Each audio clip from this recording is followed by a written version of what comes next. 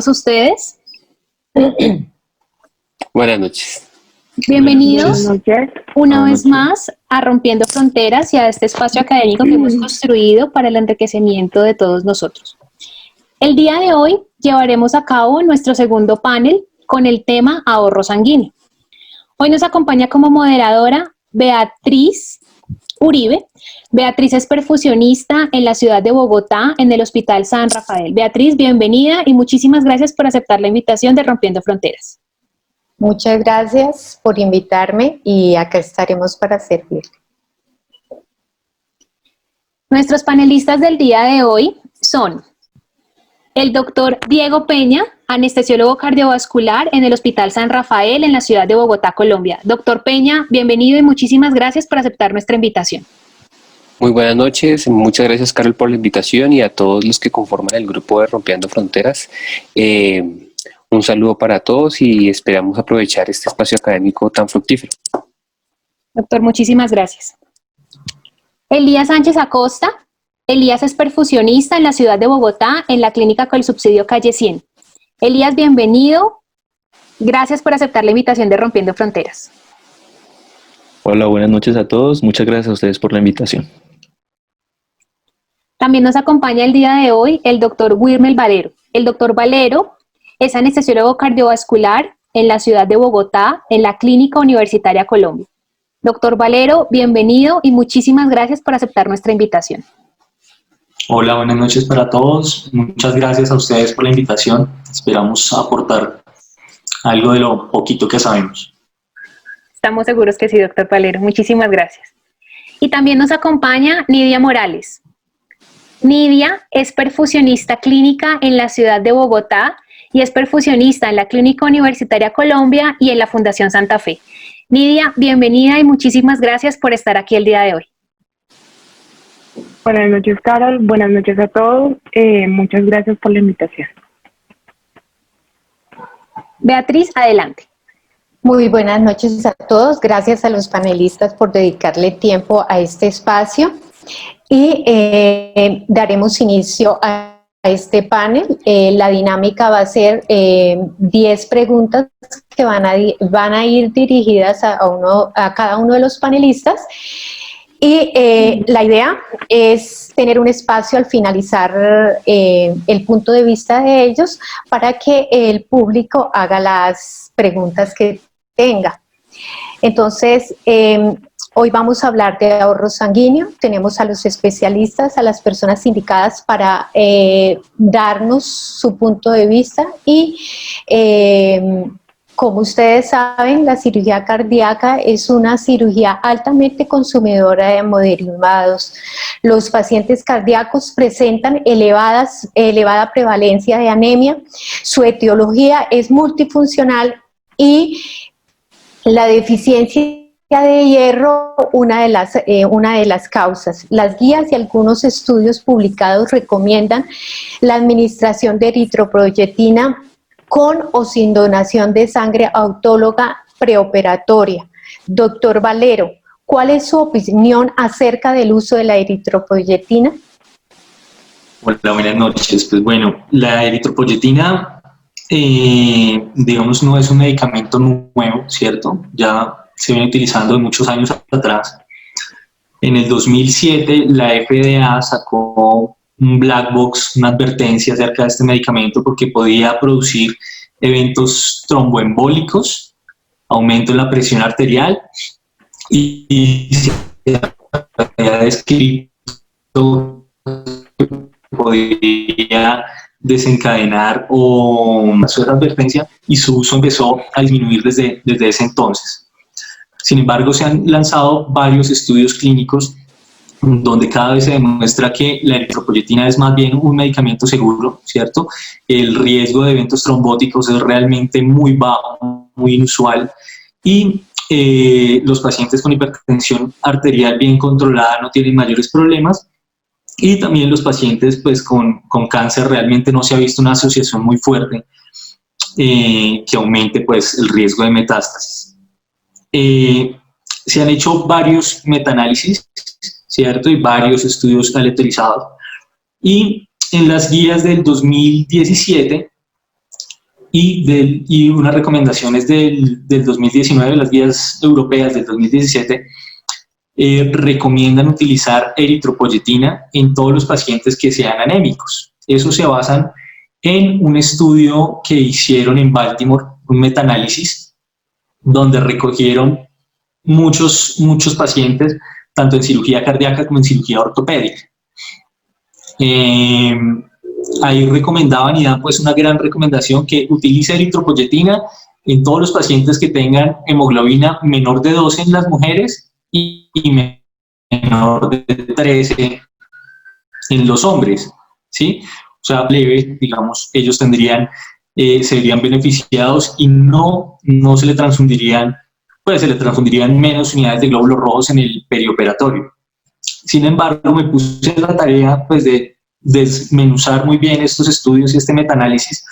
Me encontré que un colega de nosotros, un caleño llamado Andrés Zorrilla, trabajó en este estudio de Baltimore, en el gran metaanálisis que se hizo, y hablé con él y me dice que realmente pues no se pudieron hacer muchos subgrupos en cirugía cardíaca y pues que la gran recomendación sí es utilizar eritropoyetina en pacientes, y cuando uno desmenuza la gran mayoría de pacientes en cirugía cardíaca, se utilizan más que todo en pacientes con anemia por debajo de hemoglobina de 10 y que no tengan déficit de hierro, ¿sí?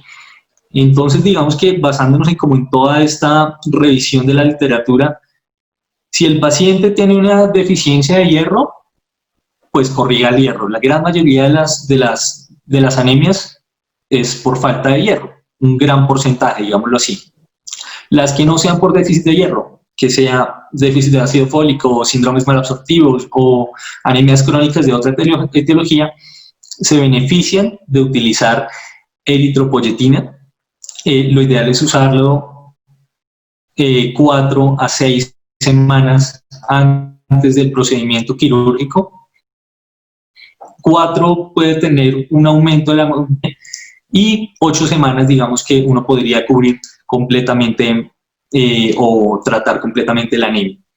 Entonces, pacientes que no tengan déficit de hierro, utilizar eritropoyetina de 4 a 8 semanas antes del procedimiento quirúrgico y siempre asociarlo a hierro, ya sea oral o intravenoso, pues como para que tengan este sustrato y puedan formar la masa globular que se requiere. No sé. Otro punto muy importante es tener en cuenta a los pacientes que tengan enfermedades renales crónicas y que estén de pronto esperando o en listas de espera de trasplante.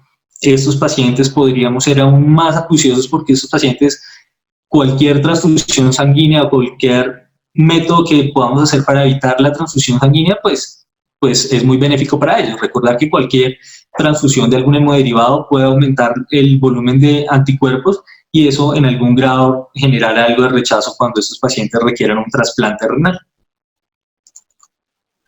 ¿Alguno de los panelistas tiene algo que agregar?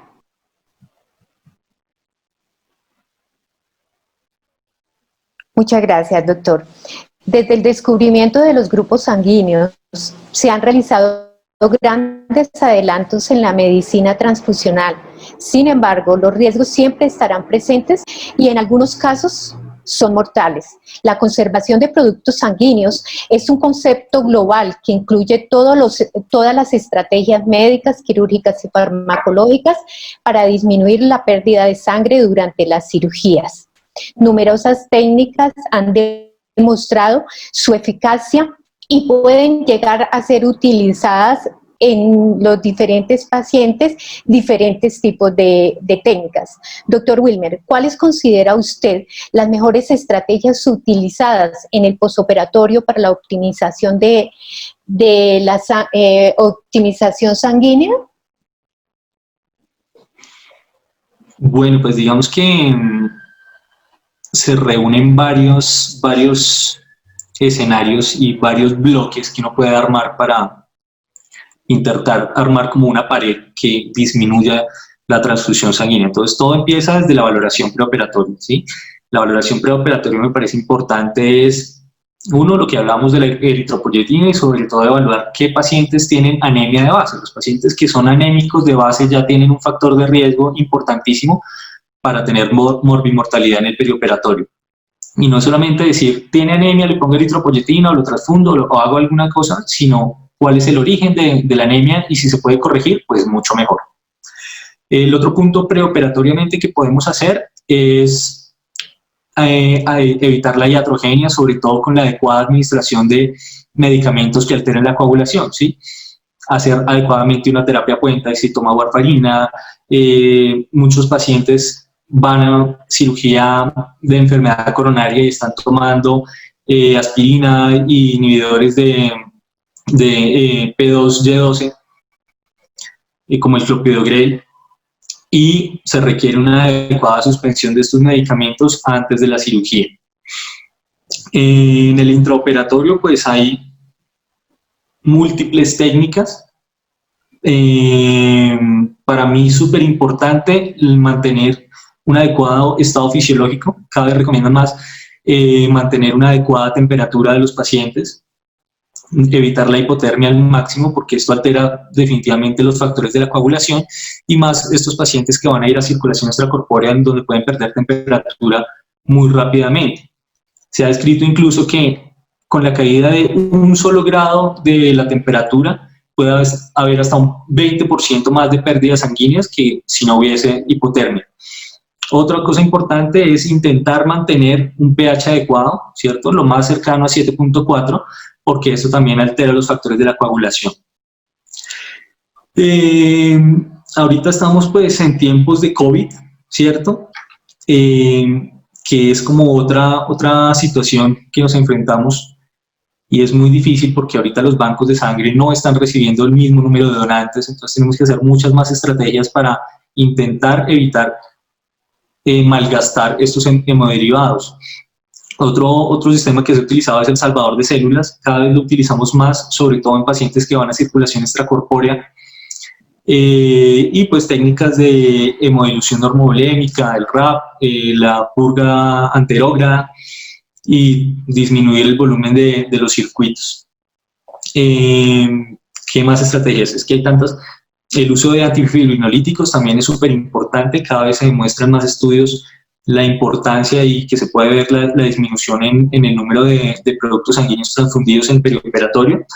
Y pues lo otro ya tiene que ver con la técnica quirúrgica, pues que depende mucho del cirujano. Si puede hacer técnicas mínimamente invasivas, la experticia que tenga el cirujano y un adecuado control de la hemostasia y cada vez pues, se recomiendan más hacer puntos de control o hacer, digamos, evaluaciones del estado hematológico de los pacientes y de la coagulación durante todo el perioperatorio. Muchas gracias, doctor. La hemodilución utilizada en la actualidad es utilizada en la actualidad en la mayoría de los procedimientos, la total, asanguínea y la parcial con hemoderivados, ¿cierto? Todo esto depende del estado del paciente, el hematocrito, los componentes del circuito que elijamos. En la hemodilución normovolémica podemos obtener de 1 a 2 unidades de sangre antes de la heparina o después de la heparina. Doctor Diego, hemodilución normovolémica, ¿desde qué hematocrito y por qué? Bueno, muy buenas noches. Me parece muy importante mantener un concepto y es el siguiente. Nuestro objetivo durante todo el manejo, sobre todo intraoperatorio, es evitar a toda costa la hemodilución de los pacientes y teniendo en cuenta esta pregunta y estudiándola a fondo, nos damos cuenta de varias cosas que se desglosan a partir de esta pregunta. Los estudios de hemodilución y la técnica como tal fue escrita e iniciada a partir de los años 70, ¿sí? Teniendo en cuenta que un nivel muy óptimo de hemoglobina y de hematocrito con el cual el paciente llega a la sala de cirugía permite realizar ese tipo de técnica. Pacientes que ingresan obviamente anémicos es mucho más complejo la realización de esa técnica. Se basa varias componentes fisiológicos que son muy importantes a tener en cuenta. El hecho de retirar sangre fresca del paciente y restituirla usualmente con cristaloides o a veces una mezcla de cristaloides y coloides va a permitir un balance reológico. Quiere decir que voy a permitir disminuir la viscosidad. En teoría, estos glóbulos rojos van a permitir un mejor alineamiento a nivel de los capilares y van a permitir una entrega mucho más eficiente en cuanto a la entrega y el transporte de oxígeno se refiere a los tejidos. Ese es un punto fisiológico importante. El segundo punto fisiológico importante es que esta sangre fresca congelada, esa sangre fresca obtenida del paciente puede ser utilizada para el periodo posterior a la circulación extracorpórea una vez hemos salido y una vez se ha realizado la hemostasia quirúrgica y la aplicación de la protamina, y nos va a ofrecer esta sangre fresca que obtuvimos del paciente no solamente un contenido óptimo de hematocrito, sino también nos va a obtener glóbulos rojos que comparados con las transfusiones halogénicas son jóvenes, están frescos, no tienen índices de deformabilidad alterados como los de los glóbulos rojos. Vamos a evitar las alteraciones por alteraciones electrolíticas como la hipercalemia que encontramos frecuentemente con las transfusiones halogénicas. Y vamos a tener factores de coagulación, vamos a tener las mismas plaquetas del paciente. Entonces, desde el punto de vista homeostático, desde el punto de vista reológico, desde el punto de vista de ser una sangre fresca, nos va a optimizar mejor transporte de oxígeno y nos va a evitar alteraciones hemostáticas comparado a cuando transfundimos glóbulos rojos empacados, que es la transfusión halogénica. Entonces, desde el punto de vista fisiológico, nosotros podemos utilizar esta sangre fresca del paciente, y en los estudios sí se ha visto que se reducen las transfusiones en cuanto a cantidad y al número de pacientes. Podemos evitar la frecuencia de transfusiones en esos pacientes. Tenemos que tener un punto en cuenta, y con respecto a la pregunta es qué nivel de hematocrito, con qué nivel de hematocrito yo debo realizar la técnica. Entonces, esta técnica ya en la parte puntual se realiza usualmente después de la inducción anestésica, extrayendo sangre fresca del paciente, reemplazándola por una mezcla de coloide o cristaloide o solución balanceada. Se puede incluso realizar antes de iniciar la circulación extracorpórea a través del circuito de la bomba.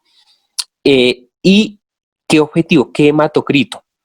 Mi respuesta es, más que el hematocrito inicial, es qué hematocrito final voy a obtener después de haber hecho esa técnica. Es decir, al yo retirar la sangre fresca del paciente, debo sobre todo mantener un hematocrito superior o alrededor del 28 al 30%. ¿Qué pasa si yo retiro sangre fresca del paciente y el hematocrito baja por debajo del 25%? Y ese sería el hematocrito con el que entraríamos a la bomba o con el que tendríamos antes de entrar a la circulación el paciente bajo anestesia. Resulta que cuando yo manejo hematocritos demasiado bajos, entre 20 y 25%, el consumo miocárdico va a aumentar en el paciente, cosa que es contraproducente. ¿Eso qué quiere decir? Que al verse en un estado ya de anemia, o sea, ya me fui al otro lado, es probable que aumente el consumo miocárdico de oxígeno, porque en esta anemia le va a tocar al gasto cardíaco mejorar el aporte de oxígeno, ya que el transporte está limitado. Y por otro lado, la reserva coronaria baja en un 50%. Eso quiere decir que podría tener un riesgo de isquemia. Mi recomendación y la recomendación que se hace al realizar esta técnica es que una vez hecho el cálculo de la hemodilución, el hematocrito final después de realizar esta técnica no descienda por debajo del 28%.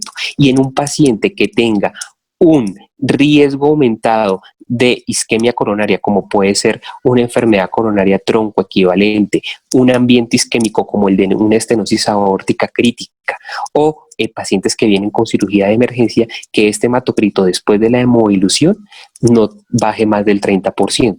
Eso quiere decir que cuando aproximadamente sacamos 450, 500 mililitros, seguramente el hematocrito con el que podemos iniciar con seguridad esta técnica es de a partir de un 40%, para que una vez egresados los 400 a 500 mililitros de sangre fresca, el hematocrito no decaiga un 30%, porque ya ahí ese comportamiento por debajo de ese límite sería contraproducente, creando más un ambiente isquémico para estos pacientes.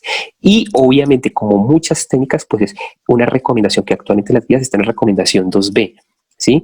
Obviamente aunado a toda la cantidad de técnicas y estrategias que utilizamos hoy en día. Entonces es una recomendación que podemos aprovecharla de ella, sobre todo cuando el hematocrito con el cual nos llega el paciente es un hematocrito óptimo, y hemos hecho las medidas que comentó el doctor Valero, la optimización preoperatoria de los pacientes con anemia.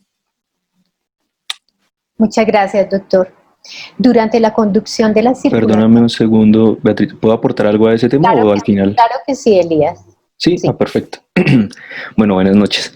Con respecto a lo que dice Diego, estoy completamente de acuerdo, y está claro que la mayor evidencia que se encuentra disponible es sobre la técnica de munición normovolémica que realiza anestesia, ¿cierto? Nosotros podemos realizar una técnica que está descrita en la literatura como dilución normovolémica o como donación autóloga intraoperatoria o como donación previa al bypass. Hay bastantes nombres que se colocan en la literatura. Y para abonar un poquito a lo que dijo Diego, con respecto al hematocrito límite o al hematocrito que uno necesita para iniciar la técnica, estoy de acuerdo con Diego en que hay que determinar qué hematocrito vamos a permitir inferior, cuál va a ser nuestro hematocrito menor después de realizar la técnica. ¿Por qué? Porque eso compromete la entrega de oxígeno y puede conllevar grandes problemas durante la circulación extracorpórea. Otra cosa importante, y es una opinión personal, es que creo que el hematocrito como determinante de si se realiza o no la hemodilución normovolémica es falto de contexto. Sí, eso se queda un poco corto. ¿Por qué? Porque el hematocrito simplemente es un valor en porcentaje del volumen sanguíneo que representa la masa eritrocitaria de alguien, ¿sí? Lo que en realidad nosotros necesitamos, y para esto sí es necesario el hematocrito, es determinar la masa eritrocitaria del paciente, que me parece que es un valor mucho más aplicado. ¿Qué es la masa eritrocitaria? La cantidad de volumen, la cantidad del volumen sanguíneo total que ocupa los eritrocitos, ¿sí? Esa masa es la que nos va a dar las pautas para determinar si se puede extraer o no. ¿Por qué? Porque va a variar de acuerdo al peso del paciente y al volumen sanguíneo. No es lo mismo tener un paciente con 38 hematocrito, con 50 kilos y 1,50 de estatura, que tener un paciente que pese 90 kilos y mida 2 metros, ¿sí? Ese 38% de hematocrito va a ser un cambio relativo. Yo creo que más de 2 veces el valor del paciente pequeño con respecto al volumen sanguíneo. Entonces, aunque con 38 hematocrito en el paciente chico no se puede realizar la hemodilución normovolémica, en el paciente grande se puede extraer una cantidad de volumen. Eso por ese lado. Lo del hematocrito límite es tremendamente importante, como les dije, porque eso puede hacer que el procedimiento sea ineficaz y que ocasionemos en el paciente una anemia iatrogénica, ¿sí? Que disminuya la entrega de oxígeno al paciente con las repercusiones que esto pueda traer e inevitablemente necesitemos devolver el volumen de hemodilución normovolémica durante la circulación extracorpórea. ¿Qué más? No, creo que no más. Espero haber sido claro. Muy claro. Durante la conducción de la circulación extracorpórea es muy importante desarrollar estrategias de ahorro sanguíneo. Las guías de manejo basadas en la evidencia recomiendan el uso de algunas de ellas. Doctor Wilmer y Nidia, purga retrógrada en el paciente y por qué. Doctor Wilmer. Hola. Bueno, pues la purga retrógrada es una técnica en la cual se extrae parte del volumen de la purga, digamos, que es, digamos, uno de los pilares en el ahorro sanguíneo. Entonces, la purga retrógrada me parece que es una técnica barata, efectiva, fácil de hacer y pues yo la recomiendo siempre y cuando el volumen, el estado de volemia del paciente lo permita y las características del paciente lo permitan, ¿no? Hay pacientes en los que definitivamente ya están pues al límite, son pacientes desnutridos, con enfermedades coronarias muy severas, falla cardíaca muy severa, que de pronto no alcanzan a tolerar muy bien estos cambios de la purga retrógrada. Digamos que esos serían los únicos en los que uno intentaría no hacerla o hacerla, digamos, un volumen muy bajito. Pero en términos generales, cada vez se recomienda más esta técnica por la facilidad de hacer y por su disminución de la modulación en estos pacientes. Muchas gracias, Nidia. Hola, buenas noches a todos, ¿cómo están?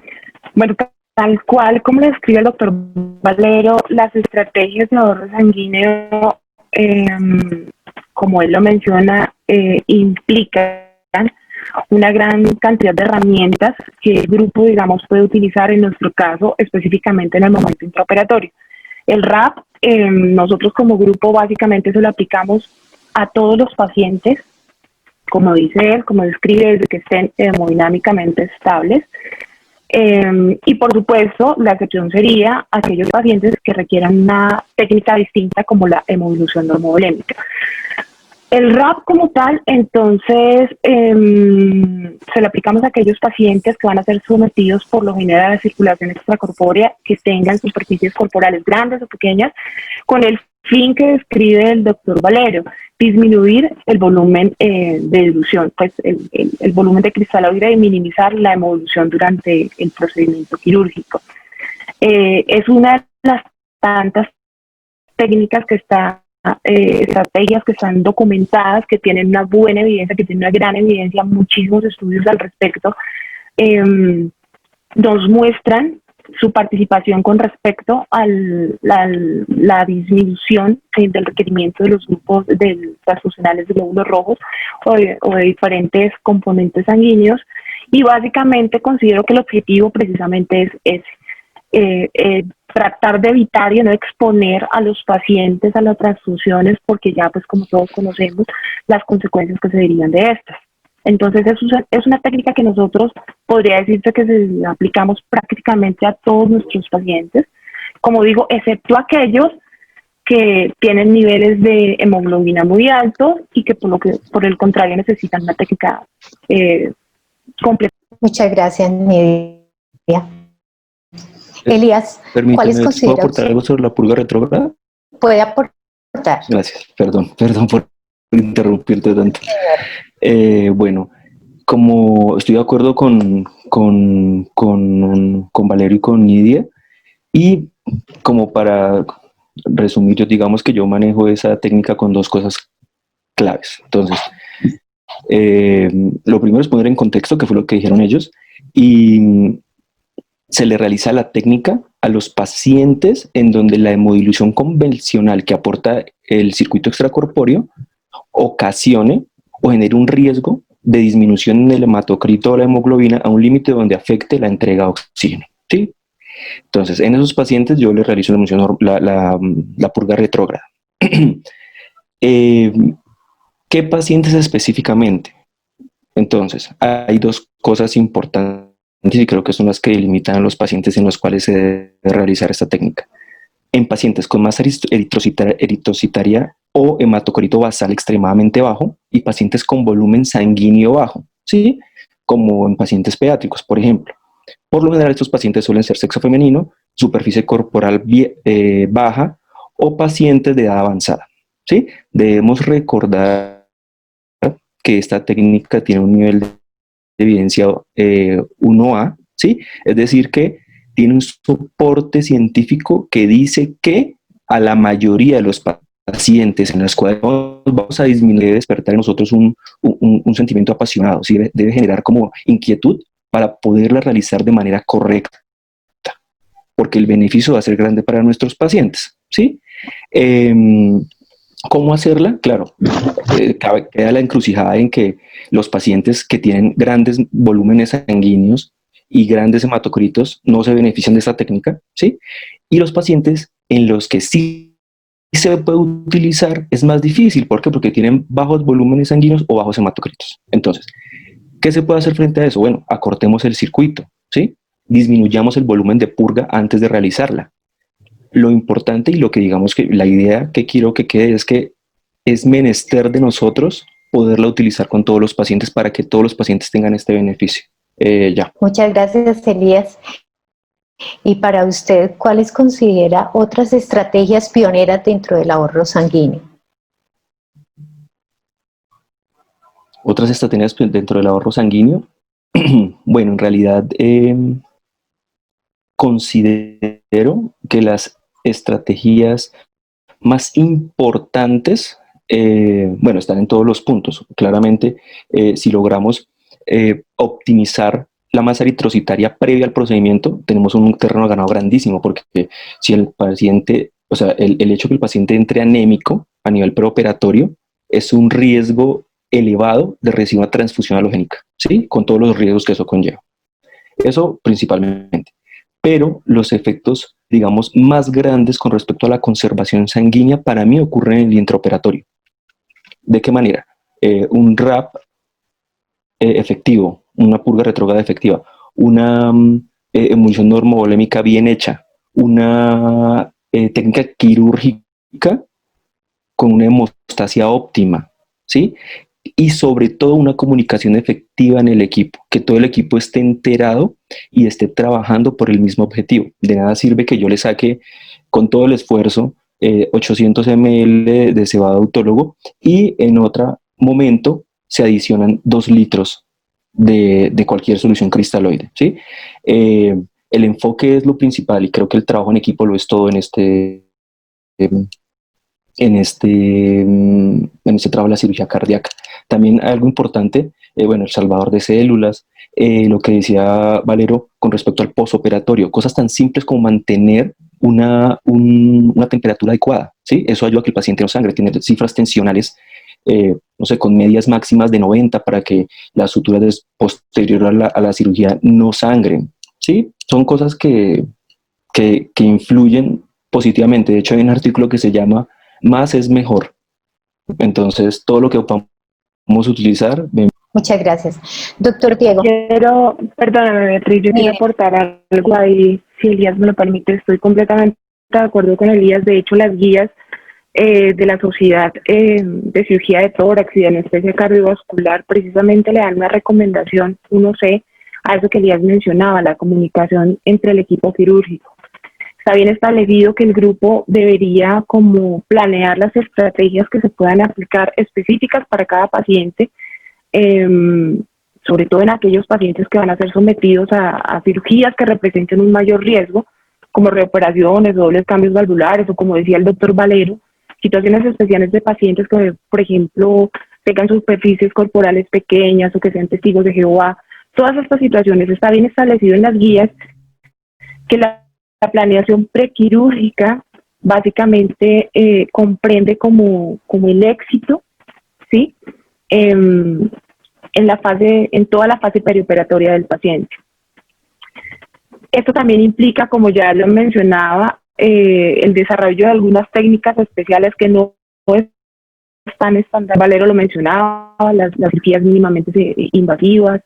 En cuanto a la minimización de los circuitos, como decía Elías, nosotros, por ejemplo, yo no tengo experiencia en minicircuitos, pero está bien descrito que el uso de minicircuitos, como todos sabemos, gracias o debido a la ausencia de un reservorio venoso, esto minimiza por completo, minimiza muchísimo el nivel de movilización. Otra característica que está establecida y que es importante, la describen como la ausencia, digamos, de la fase pues, en la que la sangre entra en contacto con el aire, y esto está catalogado como una de las principales causas o detonantes en la activación de los factores de coagulación o la activación plaquetaria. Entonces, estos minicircuitos están bien recomendados. Como les digo, nosotros, pues yo no tengo experiencia con minicircuitos, pero como dice Elías, nosotros, pues a nuestro modo, a nuestra manera, tratamos de minimizar el circuito, no solamente en diámetro, sino en longitud, obviamente sin que esto, digamos, implique correr un riesgo en el desarrollo de la circulación extracorpórea. ¿Qué más? Hay algo que prácticamente nosotros aplicamos en todos los pacientes, que es la hemofiltración convencional. Esto, pues como todos sabemos, esto permite minimizar el volumen, digamos, al cual es sometido, a esa sobrecarga de volumen a la que se enfrenta un paciente cuando es sometido a circulación extracorpórea. La literatura o las guías específicamente no muestran, digamos, una mayor evidencia con respecto a la ultrafiltración modificada. Sin embargo, establecen que podría ser una estrategia que podría llegar a ayudar en ese momento en el que se necesite reducir ese volumen del paciente. En este caso específico, la MUC, pues cuando se ha, digamos, salido de circulación extracorpórea. Pienso yo como perfusionista que también es importante esta parte, digamos, que está bien establecida, como te decía, que es la planeación prequirúrgica. En nuestro caso, digamos, comienza también en la selección de los dispositivos que vamos a utilizar. Obviamente, y es importantísima, la selección del oxigenador, la selección de las cánulas, las características de las cánulas, de acuerdo a la característica también del procedimiento que se vaya a realizar. ¿Qué más te digo yo? Por parte del cirujano, tal cual como lo comentaba el doctor Valero, es importantísima y está bien descrita también una hemostasia minuciosa. Pero también creo que es importante que el cirujano nos ayude y participe en un correcto posicionamiento, por ejemplo, de las cánulas. Si tú no tienes unas cánulas bien posicionadas, pues ya todos sabemos lo que pasa. Vamos a tener que recurrir al incremento, a veces desmedido de volumen. ¿Qué más te cuento? Creo que básicamente eso. Creo que ha sido un aporte muy importante y todos han puesto su punto de vista. Y la siguiente pregunta es para el doctor Diego. Doctor Diego, ¿transfusión previa a la circulación extracorpórea o en el circuito antes de entrar en bomba? Bueno, respecto a esa pregunta, pues es importante saber que nuestro objetivo a toda costa es minimizar las transfusiones autólogas.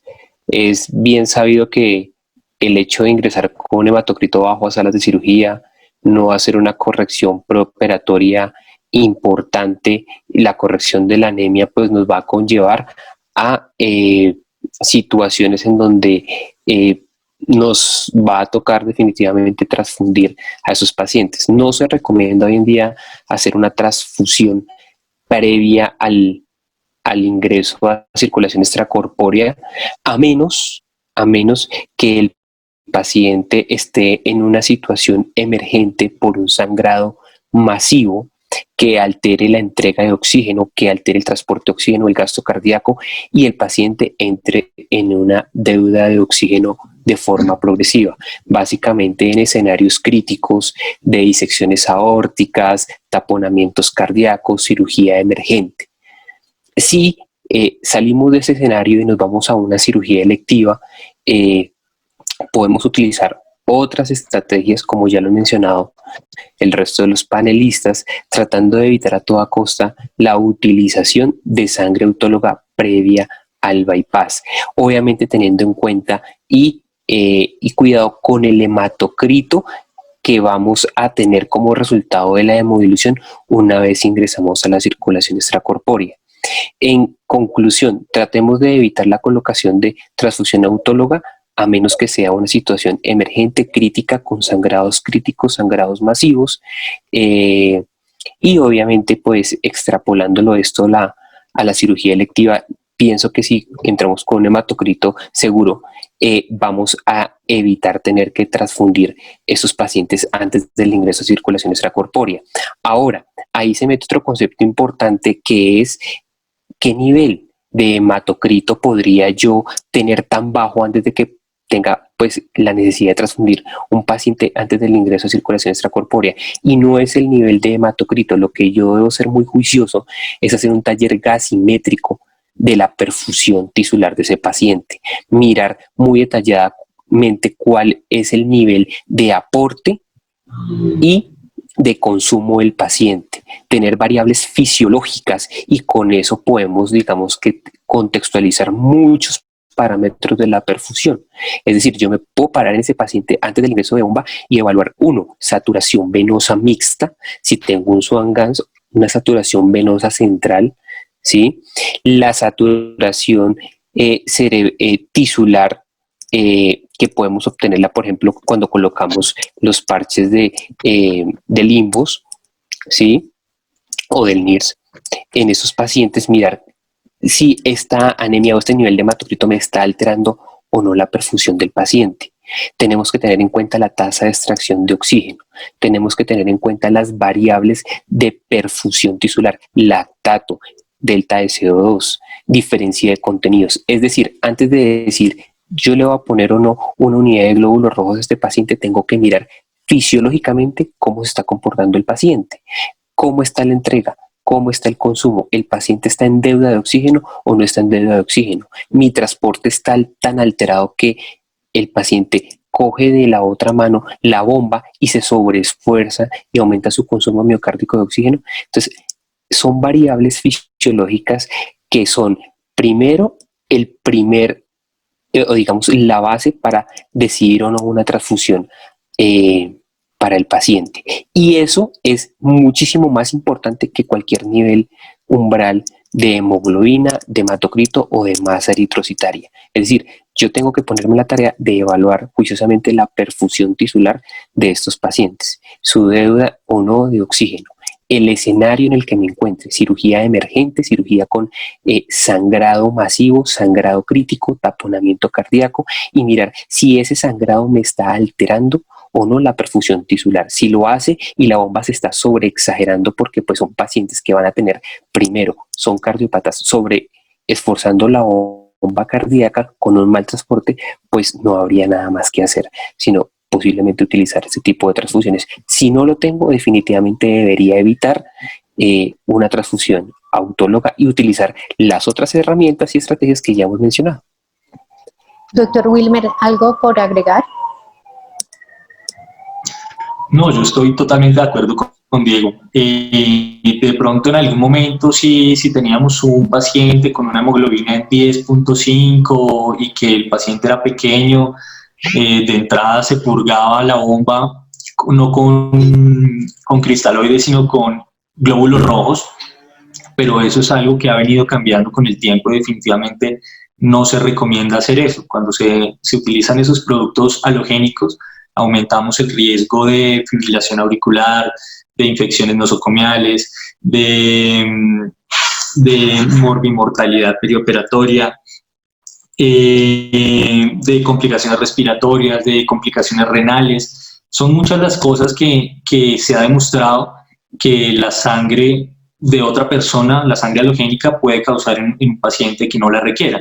Entonces, totalmente de acuerdo con Diego. De pronto, no mirar y pensar solamente en que si se me hemodiluye me cae el hematocrito a tanto, sino ver qué otras estrategias puedo usar y mirar el NIRS, el gastrourinario, la perfusión tisular, la saturación venosa, todas las variables que dijo Diego, y con eso evaluar, individualizar cada paciente y echar mano primero de otras cosas antes de utilizar la sangre de otra persona, ¿sí? Otras cosas pueden ser la misma hemodilución que yo ya tenía, que estaba guardando ahí con mucho recelo para ponérsela después de la bomba. Pues nada, si definitivamente el paciente la requiere en bomba, pues utilizarla ahí mismo. Si de pronto ya hemos rescatado algo del salvador de células, pues usarlo ahí mismo, ¿sí? Pero, digamos, intentar usar todas las estrategias posibles antes de llegar a la transfusión, digamos, profiláctica de estos pacientes. Muchas gracias. Nidia, ¿cuándo utilizar el salvador de células teniendo en cuenta costo-beneficio? Pues Beatriz, mira, hoy en día está escrito también en las guías, y nosotros como grupo que tenemos, digamos, como la posibilidad o digamos, la variabilidad más bien de tener experiencias con diferentes grupos quirúrgicos, yo te puedo decir que hay quienes definitivamente se limitan muchísimo en el uso del salvador de células. Su uso está básicamente, podría decirte yo, que remitido a pacientes, a procedimientos pues complejos, cirugías de mayor riesgo, bypass cardiopulmonar de tiempo prolongado, en fin. Pero las guías establecen, y es una recomendación, y creería yo en lo personal, que esto también depende, digamos, como de las posibilidades, por decirlo de alguna manera, de las instituciones. Las guías establecen, por ejemplo, el uso del salvador de células prácticamente como un manejo estándar de los pacientes. Incluso, por ejemplo, en cirugías sin bomba, ¿sí? Aparte del beneficio que trae la cirugía sin bomba, o sea, no someter al paciente a una modulación, las guías recomiendan que todo esto, digamos, estas estrategias o estos beneficios pueden ir acompañados del uso de salvador celular, ¿sí? Yo en lo personal creo, como te digo, que esto depende, digamos, de las posibilidades o de las condiciones un poco institucionales, pero la recomendación es que un salvador de células debe estar disponible 24/7, ¿sí? Como recurso, como herramienta, está recomendado pues también, obviamente, la capacitación y el entrenamiento pues indicado del personal pues para su uso. Hay una situación que está recomendada en la literatura, pero pues creo que no aplica para nosotros, muy seguramente por recursos económicos y demás. Ellos hablan de que el uso del salvador de células está recomendado en aquel procedimiento en el cual se considere o se sospeche que va a haber un sangrado mínimo de 500 ml. Esa es la recomendación, ¿sí? No obstante, se dice que si tú tienes dudas de si va a sangrar 500 o menos, una recomendación que ellos hacen es que lo utilices al menos en el modo solo recolección. Es decir, no tienes que procesar, o sea, la parte pues del lavado de los glóbulos y toda esta situación. Ellos recomiendan que tú podrías usarlo solo en el modo recolección y que esa sangre que tú recuperas podrías reinfundirla al paciente incluso sin lavarlo. Eso está descrito. En lo personal creo y pues, o sea, estoy diría casi que sin temor a equivocarme, que eso para nosotros pues esa posibilidad no existe, porque pues todos sabemos que el kit viene completo y si tú utilizas un modo solo recolección, sí o sí igual te van a cobrar como todo el kit. Y es como lo que tú estás preguntando, es la situación que muchas personas consideran. ¿Se justifica sí o no utilizar el salvador de células? Yo creo que considerando todas las, digamos, las consecuencias que trae el someter a un paciente a una transfusión halogénica, como lo mencionaba el doctor Valero, infecciones, hay problemas pulmonares, todas estas cosas, no solamente para el paciente, sino también están descritas pues para el personal que utiliza o que, digamos, dirige la transfusión. Yo pensaría que puede llegar a ser un recurso, digamos, costo efectivo. Hay muchos estudios que demuestran que hay una gran disminución en el uso, pues una disminución del requerimiento transfusional con el uso del salvador de células. Por supuesto que hay ambigüedad de conceptos, porque en muchas, digamos, también recomendaciones encuentras que es preferible utilizar el salvador de células en lugar de las succiones de cardiotomía. En nuestro caso, pues todos sabemos que usamos succiones de cardiotomía y succión de salvador de células. Esto es debatido, ¿sí? Porque también se ha encontrado que cuando se procesan o cuando se recuperan grandes volúmenes a través del salvador de células, ellos lo describen como más de 1000 cc, tú puedes llegar a enfrentarte a pérdidas de ciertos elementos pues contenidos en el plasma. Y si bien te ayuda a disminuir la tasa transfusional, es controvertido su uso o está establecido, por ejemplo, el volumen de plaquetas y empieza el paciente a demandar otras necesidades transfusionales, no exactamente glóbulos rojos, sino, por ejemplo, de plasma fresco congelado y otras cosas. Entonces, perdón, no, Nidia. así, Sí. no, nada. Te decía que básicamente la literatura piso del salvador de células básicamente está, digamos, o se reduce como al equilibrio del volumen que tú recuperes y que tú proceses. Es suficiente como para justificarlo, pero no tanto como para que resulte lesivo y contraproducente para el Gracias. Elías, ¿tiene algo que aportar? Pues, bueno, la costo efectividad del salvador de células creo yo que es algo que es de evaluar por cada institución.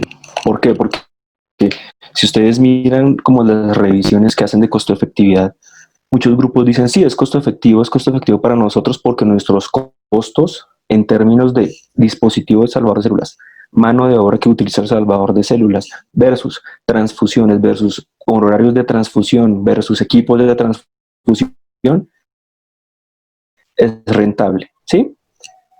Lugares no lo sea. Y me refiero, por ejemplo, a lugares, yo estoy en lugares en donde dicen, no, es una cirugía de venta y colocar un salvador de células. En otros lugares dicen, no, las ventas de nosotros nunca nos sangran, ¿sí? Entonces eso es supremamente relativo, depende de la experiencia del grupo, depende de los costos de los dispositivos, de los descartables, depende del costo de la mano de obra, depende de los costos de los glóbulos rojos, depende de la disponibilidad de glóbulos rojos. De hecho, hay un artículo, una revisión que hizo una anestesióloga compañera nuestra que describe cómo es la costo efectividad de un salvador de células en un lugar donde no tiene, una ciudad intermedia, donde no tienen un banco de sangre propio, ¿sí? Entonces dicen, ellos tienen que comprar los glóbulos rojos, se transfundan o no, comprarlos a un laboratorio en la ciudad, traerlos a su ciudad intermedia y operar, ¿cierto? Pues porque tenemos que tener glóbulos rojos disponibles. Entonces se dieron cuenta que para ellos es más rentable tener el salvador de células para todas las cirugías porque sale mucho más costoso comprar 4 o 5 unidades de glóbulos rojos y tenerlas ahí en stand-by para ver si se transfunden. Entonces compraban menos unidades de glóbulos rojos, utilizaban el salvador y era costo efectivo. Así que la costo efectividad es de revisar para cada institución, pues porque como todos sabemos los costos varían en muchos lugares, ¿sí? No sé, leí un artículo de unos manes de unas personas en China que decían que para ellos la unidad de glóbulos rojos costaba como $30. Es supremamente barato. Sí, acá, creo que acá no ni se acerca a $30, vale, no sé, 10 veces más, no sé, 5 veces más. Entonces, es de mirar con detenimiento. Con respecto a la indicación, también depende del centro, pero por lo general, en los estudios, concuerdo con Nidia, eh, optan por tenerla en pacientes que sangren más del 20% de la volemia y en cirugías que tengan un riesgo de sangrado alto. Entonces, una cirugía de arco aórtico, una disección aórtica, una cirugía emergente y ya, no. Gracias. Doctor Wilmer. Yo quisiera aportar algo de acuerdo a El Salvador, y es una parte que me parece importante, que los que hemos tenido la oportunidad de utilizarlo como medida de ahorro sanguíneo, nos damos cuenta que una vez que hemos salvado y hemos transfundido la sangre que hemos recuperado, hay que tener varias connotaciones importantes. Y es que la tecnología del salvador se utilizaban en cirugía mayor, no solamente en cirugía cardíaca, presentaban un índice de hemólisis alto y presentaban un índice de heparinización residual alto. Con las nuevas tecnologías, y que son las que utilizamos actualmente, por lo menos en nuestra institución, tenemos la posibilidad de que el índice de hemólisis sea bajo, de que el índice de heparina residual también sea bajo, y que muy seguramente el reingreso de esa sangre lavada al paciente como técnica de ahorro sanguíneo no va a incrementar el riesgo de una coagulopatía o de una heparinización de rebote, ¿sí? Que amerite transfundir plasma fresco congelado o que amerite nuevamente sangrado del paciente y nuevamente pues dañar esta técnica y tener que finalmente transfundir glóbulos rojos empaquetados de forma halogénica. Entonces, como técnica se ha venido mejorando. Son dos conceptos que básicamente las empresas que diseñan estos circuitos mejoraron: el índice de hemólisis y el índice de heparinización residual. Realmente hoy en día son seguros. Sin embargo, recordemos que cuando utilizamos y hemos salvado bastante volumen y empezamos a lavar no solamente lo que viene de la pericardiotomía, sino cuando sacamos lo del circuito extracorpóreo y lo pasamos al salvador, recordemos que grandes volúmenes de esta sangre que hemos recuperado viene desprovista de factores de coagulación, viene desprovista de plaquetas, y es probable que tengamos solamente estos glóbulos rojos con un hematocrito aproximadamente un 60%, con buena masa eritrocitaria, pero que tendríamos que pensar que si así como estamos reponiendo una cantidad importante, tendríamos el riesgo de también tener deficiencia de factores y deficiencia de plaquetas, sobre todo cuando los volúmenes del salvado superan los 800 o los 1000 mililitros. No se nos olvide que eso puede ocurrir en esos pacientes. No es sangre fresca, se comporta como glóbulos rojos recuperados frescos. Entonces, tener este otro concepto importante y en cuenta a la hora de utilizarlo y a la hora de emplearlo. Muchas gracias, doctor. Doctor Wilmer, antifibrinolíticos en cirugía coacardíaca, ¿cuándo sí y cuándo no? Bueno, antifibrinolíticos, pues digamos tenemos tres tipos de antifibrinolíticos. La protinina, que ya no se usa debido a varios estudios que mostraron algunos aumentos en la mortalidad. Esos estudios otra vez están como en auge, retomando, analizándose, y hay países donde incluso ya la volvieron a usar. Y lo que más usamos acá en Colombia es el ácido tranexámico. Hay un estudio que se llama ATACAS, que era como pacientes con enfermedad coronaria que recibían aspirina y ácido tranexámico, y se ha demostrado que estos pacientes que reciben antifibrinolíticos sí disminuyen la necesidad de requerimientos de transfusión perioperatoria. Prácticamente yo lo utilizo en todos los pacientes de cirugía cardíaca. El régimen y las dosis son dosis demasiado variables, ¿sí? La dosis puede ser tan variable de 5 miligramos por kilogramo de peso hasta 50 miligramos por kilogramo de peso. Entonces es una variabilidad muy amplia y hay que tener mucho cuidado, o por los que más cuidado tengo en especial son los pacientes que tienen enfermedad renal. Existen varios artículos que relacionan que pacientes con enfermedad renal o con tasas de filtraciones glomerulares por debajo de 70 y dosis altas de ácido tranexámico en infusión se relacionan más con convulsiones perioperatorias. Esto porque se ha visto que el ácido tranexámico puede estimular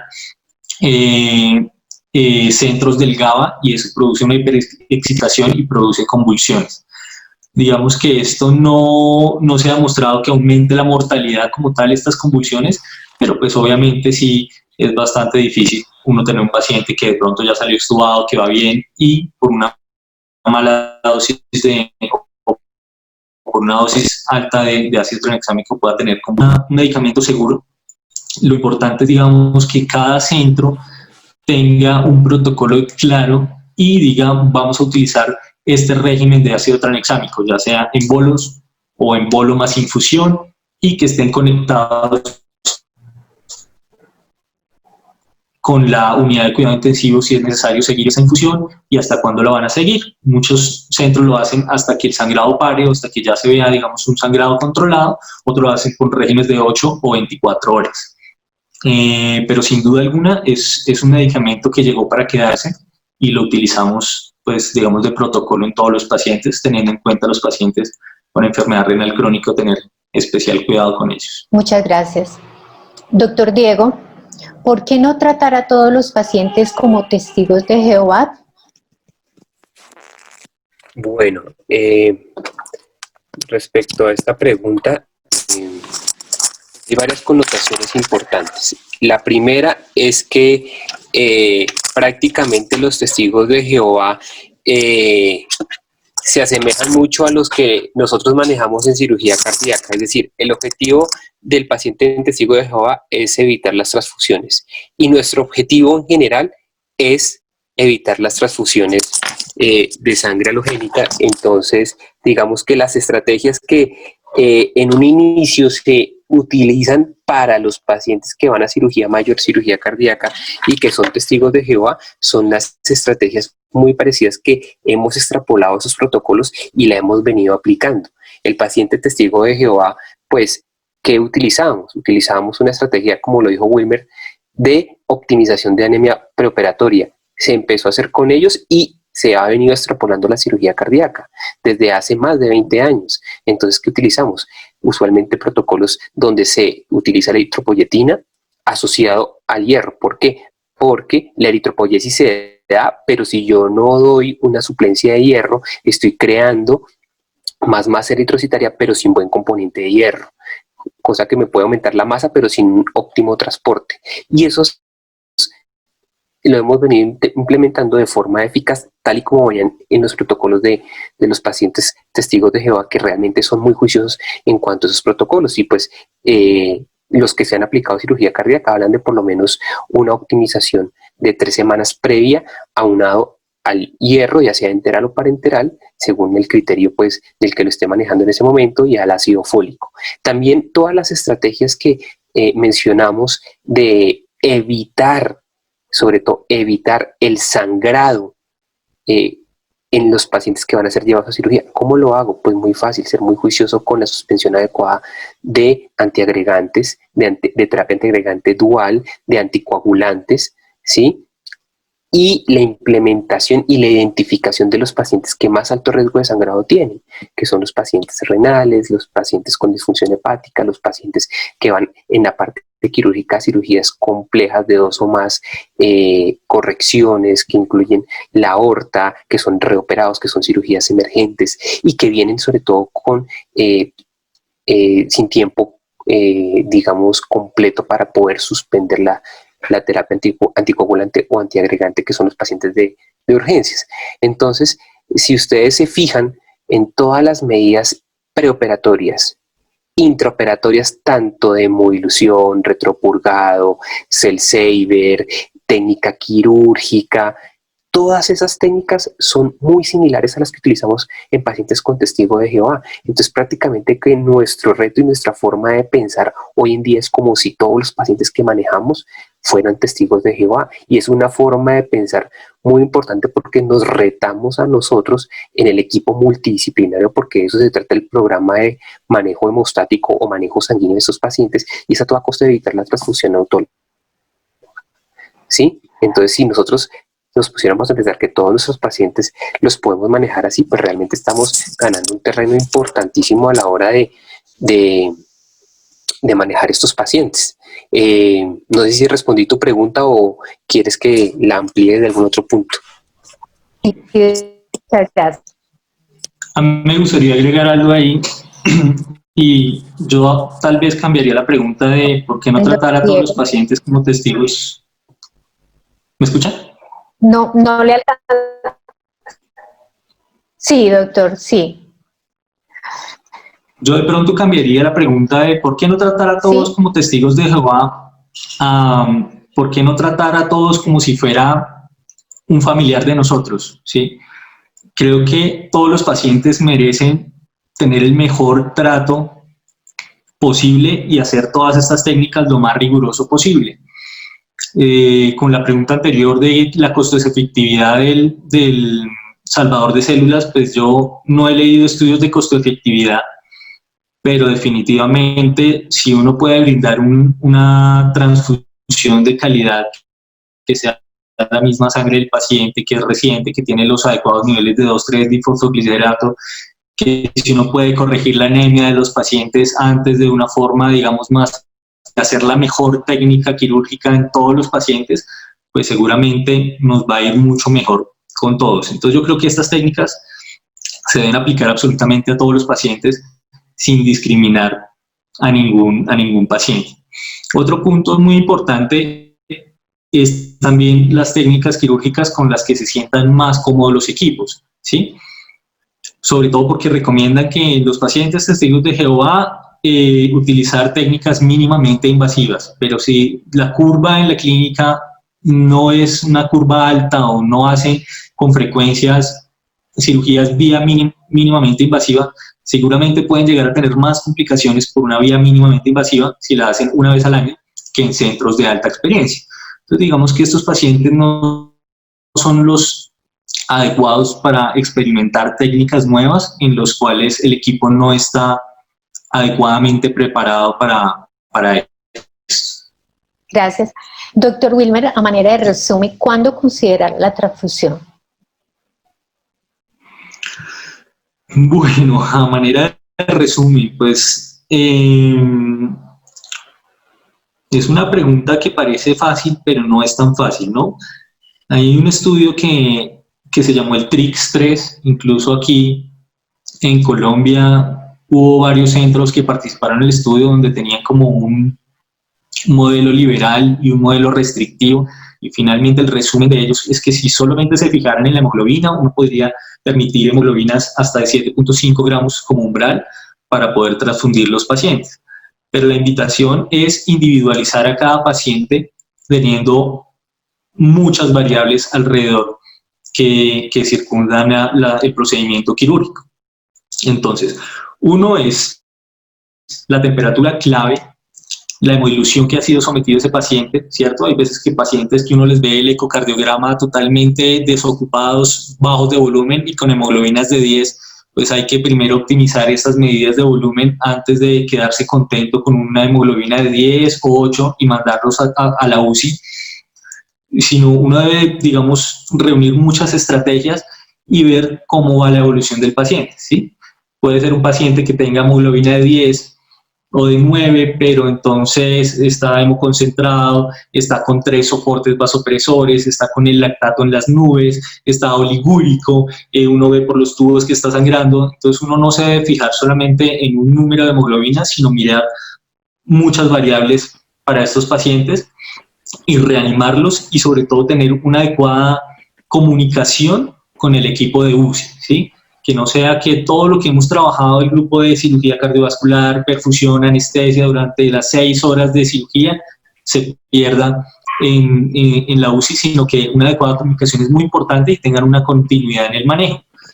Muchas veces es necesario incluso llevar el salvador de células a la unidad de cuidados intensivos, continuar las transfusiones allá, continuar la monitorización de los puntos de coagulación, hacerle tromboelastograma, tromboelastometría, pedirles INR, conteo plaquetario, función plaquetaria, y tener un seguimiento muy acucioso en las primeras 24 horas de estos pacientes. Entonces digamos que es como individualizar y sumar muchas cosas, ¿sí? Y tampoco es tenerle miedo a la transfusión, ¿sí? Obviamente uno debe evitarla al máximo, ¿sí? Trae muchos eventos deleterios, pero definitivamente un paciente que la requiere y que no va bien a pesar de todas las medidas que hemos tomado, pues se van a beneficiar de la transfusión sanguínea, y hay que hacerlo en el momento indicado. A veces no es fácil, ¿sí? A veces a quien no le ha pasado que uno lo quiere llevar con hemoglobina de 10 y terminó con hemoglobina de 12 o 13, pues obviamente sabemos que no es fácil, pero la invitación es ser muy acucioso con los pacientes y seguir y monitorizarlo muy adecuadamente, ¿sí? También nos puede pasar que nos vayamos al otro lado y lo entreguemos con hemoglobina de 4 por ser tan acuciosos, pero entonces es mirar muchas variables y no solamente, digamos, el número de la hemoglobina como tal. Muchas gracias. ¿Alguno de los panelistas tiene alguna observación antes de pasar a las preguntas?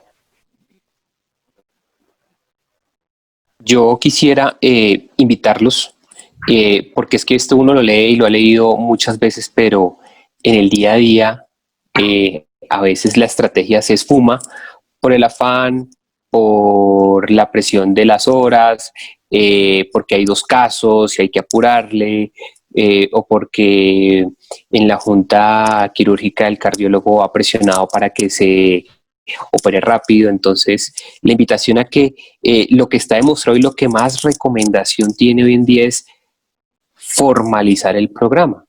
Entonces creo que nosotros aquí con cirugía, con el intensivista, y deberíamos sobre todo invitar a los cardiólogos, a los clínicos, que son los que nos derivan los pacientes.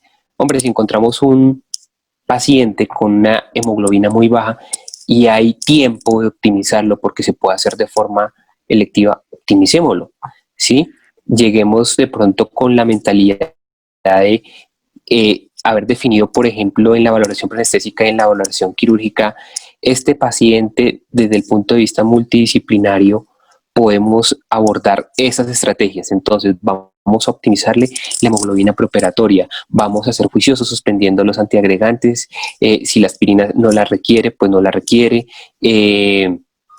suspender la anticoagulación con juicio, que si existen situaciones emergentes o situaciones para individualizar el paciente, y hablo por ejemplo de pacientes que se les puso un stent y definitivamente a pesar de ello requieren cirugía prontamente, quirúrgicamente, hagamos una terapia puente que nos sirva y no lo llevemos con el clopidogrel a la sala, con el prasugrel a la sala, porque eso incide en un sangrado importante y en una reoperación, incrementando la mortalidad inmediata, y son las dos cosas que más matan a un paciente en cirugía cardíaca. Entonces, existen alternativas, existe terapia puente con otros antiagregantes, con tirofiban, abscisimaab, eptifibatide. Existen formas farmacológicas para optimizar a esos pacientes. Y creamos la estrategia entre todos antes de comenzar el caso. ¿Qué hemodilución o qué técnica ahorro vamos a utilizar? Vamos a utilizar Salvador, qué dosis de antifibrinolítico, si está con sangrado masivo lo vamos a utilizar y vamos a llevar el Salvador a la unidad de cuidado intensivo para hacer esa técnica de ahorro sanguíneo, que también está muy recomendada. Entonces es hacer como un checklist, tanto en las valoraciones previas a la cirugía como también el día de la cirugía, para realmente ser muy juiciosos con el programa de manejo sanguíneo. Esa es mi recomendación. Muchas gracias, doctor. Carol, ¿tenemos preguntas? Sí, tenemos algunas preguntas que han hecho las personas del auditorio. Está Juan Ramón Viveros de México. La primera pregunta es, ¿cuánto se puede extraer de sangre para la autotransfusión antes de hemodiluirlo? ¿Lo calculan en base al peso o en base al hematocrito? Doctor Wilmer. Hola, bueno, pues muchas gracias por la pregunta. Digamos que en términos generales, un cálculo rápido, una persona sana, adulta, podría tolerar, si tiene una hemoglobina por encima de 13, retirar hasta 2 unidades de sangre total, que más o menos podrían ser 800 mililitros. Pero pues cuando lo vamos a calcular tenemos en cuenta el cálculo que hacemos con el hematocrito deseado menos el hematocrito del paciente y calculamos la volemia del paciente y con eso estimamos más o menos a cuánto nos va a bajar el hematocrito. Hay que tener en cuenta lo que decía el doctor Diego al principio.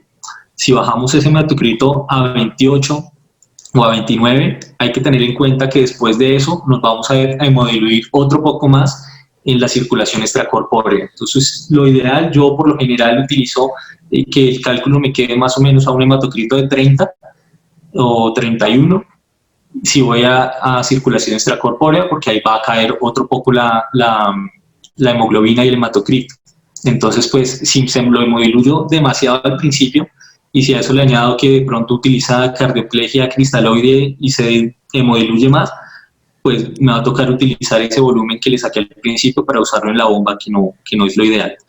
Pero digamos que un adulto, digamos, un peso de 70 kilogramos, se estima que aproximadamente 2 unidades no va a tener ningún problema siempre y cuando tenga una fracción de eyección por encima del 45%, ¿sí?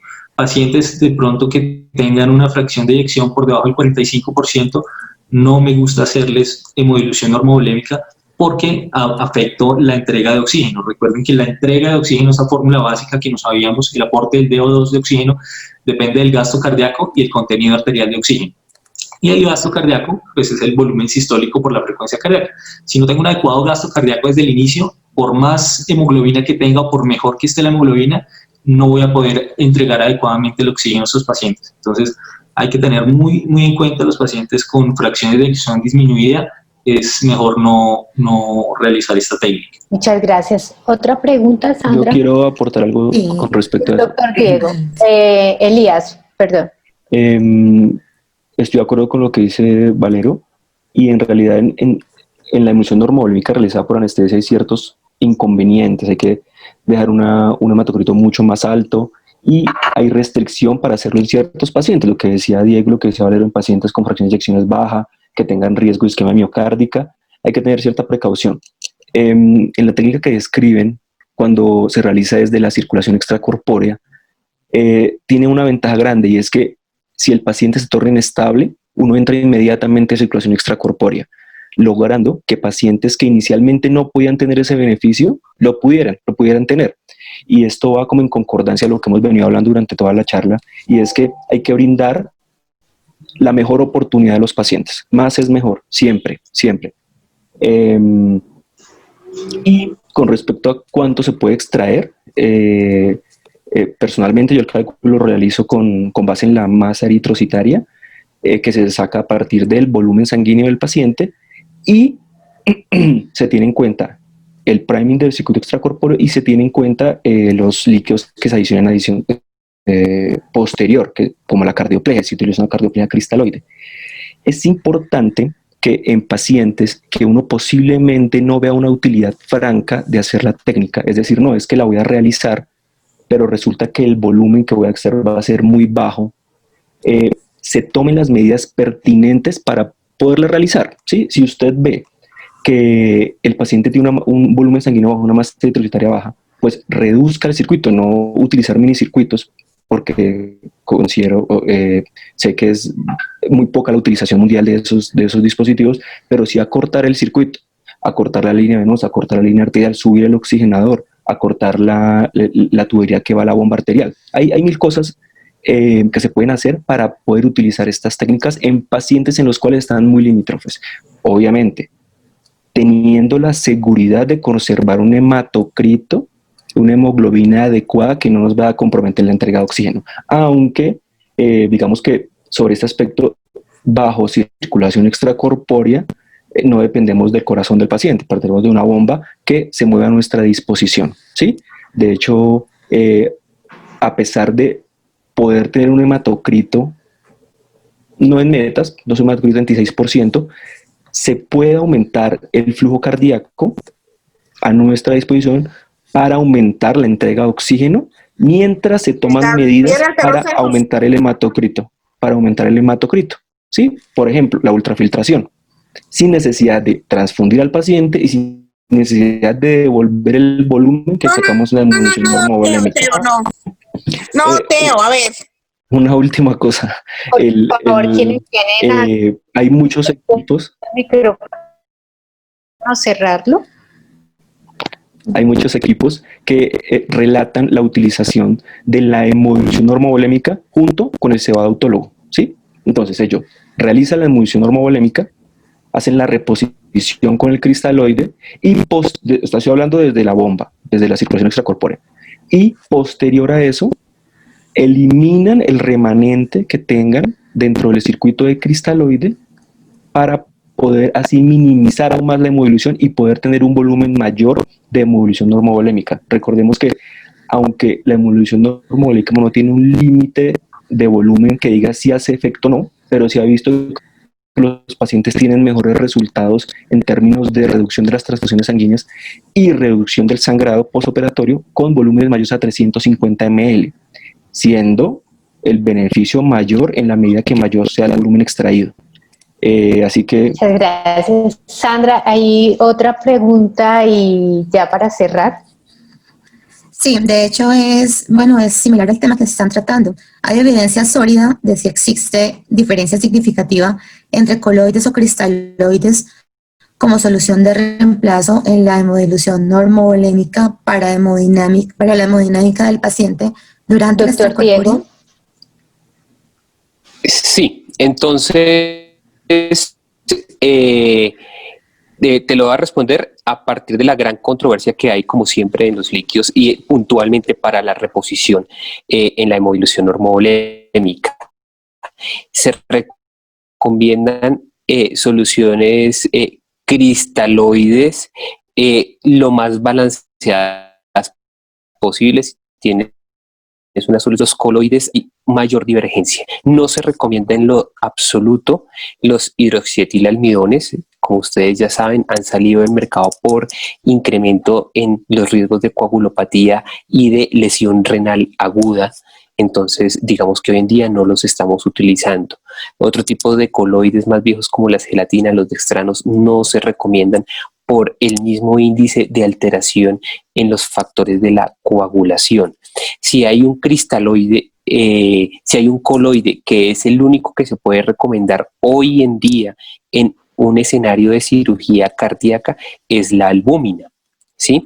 Como reposición en la hemodilución. La albúmina tiene una particularidad que es muy importante y que la hace superior a otros coloides, y por lo cual cabe en el escenario de no solamente la reposición en la hemodilución normovolémica, sino como ajuste volumétrico y ajuste plasmático una vez hemos egresado de la circulación extracorpórea, y por la reanimación guiada por metas pensamos y hemos objetivizado que el paciente requiere volumen. ¿Y cuáles son esas ventajas? La primera es que la albúmina no altera los factores de la coagulación, ¿sí? Y lo segundo es que por su peso, ¿sí? Cuando vamos a entrar a una cirugía donde se va a montar respuesta inflamatoria a diferentes grados, la albúmina por su peso, alto peso molecular, se mantiene intravascularmente, y su paso al espacio intersticial, a pesar de la porosidad de la membrana que pueda llegar a haber en 2 o 3 horas de bomba, se mantiene en su mayor porcentaje intravascular.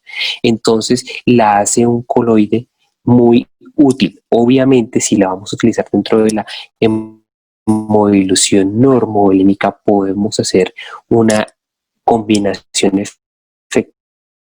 efectiva de una solución balanceada junto con... A manera de conclusión, a la hora de planear estrategias de ahorro sanguíneo, es un trabajo en conjunto con el equipo quirúrgico que debe en el postoperatorio. A todos los panelistas, muchas gracias por tan valiosos aportes. A los participantes por tomarse el tiempo para estar con nosotros. Muchas gracias y los esperamos en la próxima sección.